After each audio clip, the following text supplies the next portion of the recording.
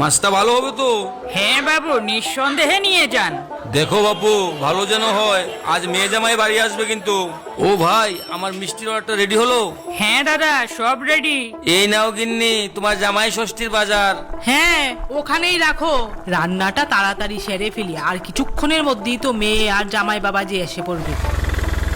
মা, এটা ধরো। এত কিছু কি আবার আনতে হয়? মা, এই শাড়িটা আমি নিজে পছন্দ করে আপনার জন্য এনেছি। এটা পরেই কিন্তু আমাকে ষষ্ঠীটা দেবেন। ঠিক আছে বাবা, ঠিক আছে, তবে তোমার চয়েসটা কিন্তু দারুণ।